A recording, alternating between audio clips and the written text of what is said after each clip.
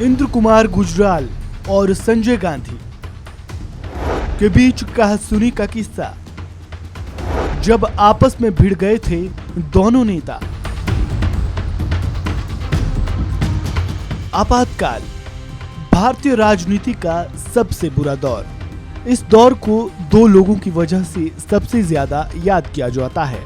पहली इंदिरा गांधी, जिन्होंने देश में आपातकाल लगाने की घोषणा की थी, और दूसरे उनके बेटे संजय गांधी।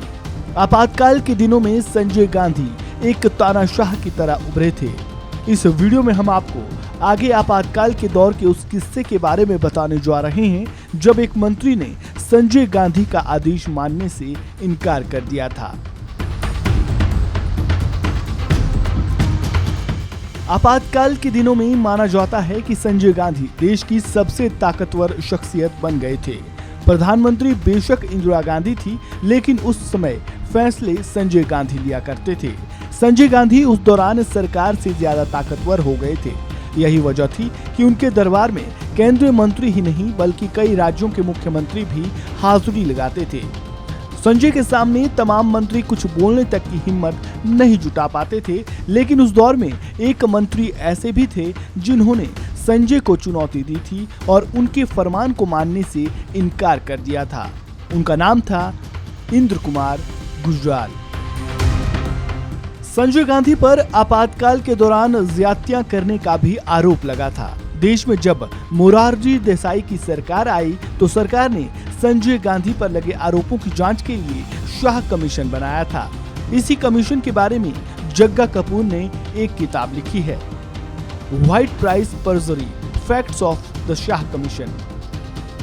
जग्गा कपूर अपनी किताब में लिखते हैं कि संजय गांधी ने आपातकाल लगने के बाद गुजराल को आदेश दिया कि अब से प्रसारण से पहले आकाशवाणी के सारे समाचार बुलेटिन उन्हें दिखाए जाएं।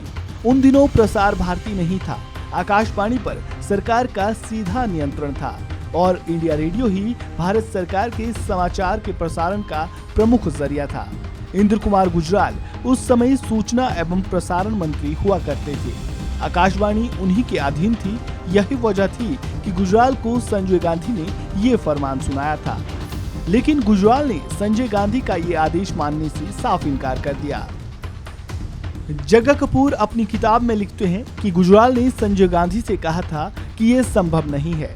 संजय और गुजराल के बीच हो रही ये बातचीत इंदिरा गांधी भी सुन रही थी, लेकिन ना तो उन्होंने गुजराल को कुछ कहा और ना ही संजय गांधी। गुजराल ने संजय को तो मना कर दिया था, लेकिन बात यहीं खत्म नहीं हुई। संजय गांधी ने अगले ही दिन गुजराल को प्रधानमंत्री आवास पर बुलाया और कहा कि आप अपना मंत्रालय ठीक से नहीं चला रहे हैं। संजय गांधी के इतना कहते ही गुजराल अपना आपा खो बैठे और उन्होंने संजय को दो टूक शब्दों में जवाब देते हुए कहा कि अगर आपको मुझसे कुछ बात करनी है तो पहले आपको शालीनता और विनम्रता से पेश होना होगा। गुजराल यही नहीं रुके। उन्होंने कहा कि इंदिरा गांधी से उनका साथ तब से है जब संजय का जन्म भी नहीं हुआ था। ऐसे में आपको मेरे मंत्रालय में टांग अड़ाने का कोई हक नहीं है। गुजराल के इस व्यवहार से संजय गांधी खासे नाराज हुए थे। ये पहली बार नहीं था जब गुजराल ने संजय गांधी की बात नहीं मानी थी। दूसरा वाक्य तब हुआ जब संजय गांधी के करीबी और कांग्रेस के वरिष्ठ नेता मोहम्मद यूनुस ने गुजराल को फोन कर बीबीसी का दिल्ली दफ्तर बंद करने और तत्कालीन ब्यूरो चीफ मार्क टली को गिरफ्तार करने को कहा था, लेकिन गुजराल ने इसे मानने से भी इनकार कर दिया था।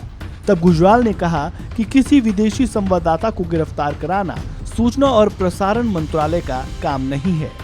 गुजराल के इस जवाब को नाफरमानी माना गया। संजय गांधी को उस दौर में कोई चुनौती नहीं दे सकता था, जिसका नतीजा ये हुआ कि उसी दिन शाम को उन्हें सूचना और प्रसारण मंत्रालय से हटा दिया गया।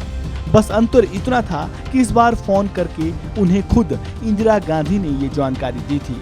तब इंदिरा गांधी ने गुजराल से कहा था कि मौजूदा हालात में सूचना और प्रसारण मंत्रालय को कड़ाई से चलाए जाने की जरूरत है, इसलिए वो इस मंत्रालय को अपने हाथ में ले रही है। इसके बाद इस मंत्रालय का जिम्मा संजय गांधी के बेहद करीबी विद्याचरण शुक्ल को सौंप दिया गया। ये था संजय गांधी और इंद्र कुमार गुजराल के बीच हुई तकरार का छोटा सा किस्सा। आपको जानकारी कैसी लगी? कमेंट बॉक्स में अपनी राय जरूर दें और इसी तरह की मजेदार और रोचक जानकारियों के लिए वन इंडिया को सब्सक्राइब करना बिल्कुल ना भूलें।